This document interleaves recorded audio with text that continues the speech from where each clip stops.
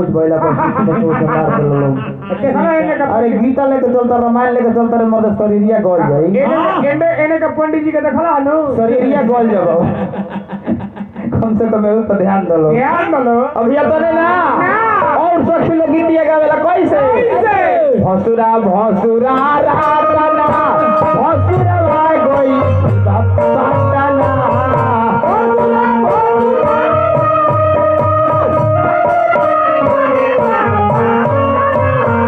भसुरा भसुरा रातना आई भसुरा भाई कोई सत्ताना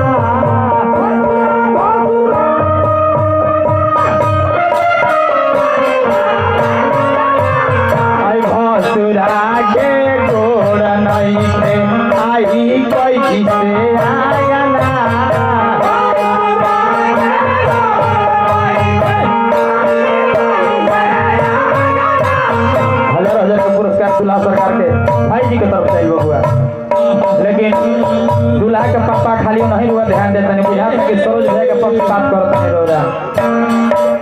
जब है ना हूँ आशीर्वाद दे तब ना हमने बुझाई कि ना हमनियों को पार्टी से बाली ना जी, और हमनियों को पार्टी से हो जाए कम से कम। ये हमने के साथ था कि भसुरा के गोड़ नहीं थे आई कोई से आया ना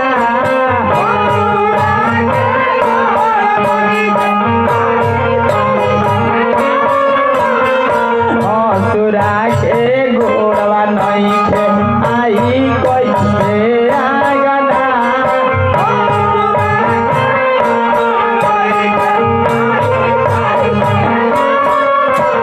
अब यही में लोग मारेला कैसे हट्टी कवाले आया भसुरा हट्टी बिया में मूंद के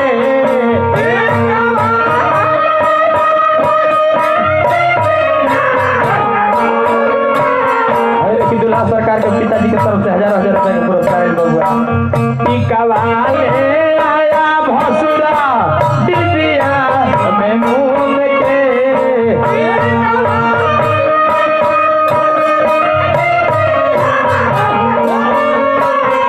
खोल के देखाओ ना तो गाड़ी दे बचून के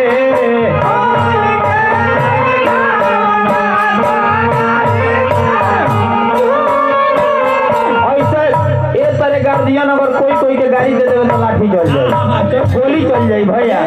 और शादी विवाह में सखी सलेहर लोग कितना प्रेम से लोग गाड़ी देता बबुआ गाड़ी दे हम बचून के तोर पहिने आले हम पीन के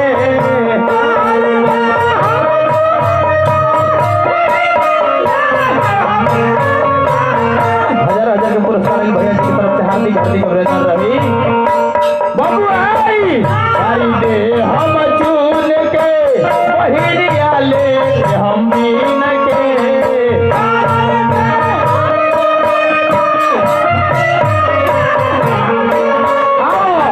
खोल के देखाओ ना तो गाड़ी दे हम चून के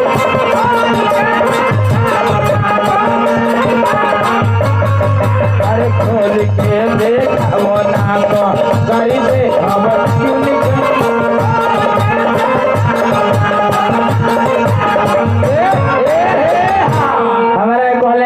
कादो हाथी हवा तो हाथी कादो हमरा कादो खाए में दिक्कत होई इतना आदमी भैया बैठल बाड़े हाथी शब्द पुलिंग शब्द है हाथीनी जवन है स्त्रीलिंग शब्द है हाथी हाथी पाल खाले कि हाथीनी खाले इहो हां एकर माने बाकी तू पाल खा लो तबे तारा बुझाता कि हाथी पाल खाले।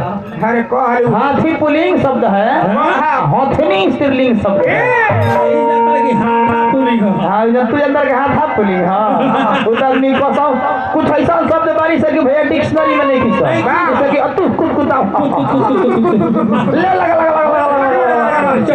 डिक्शनरी में ना मिले भार्गव कर ले ली दोनों डिक्शनरी उठाई ना मिले ले लगा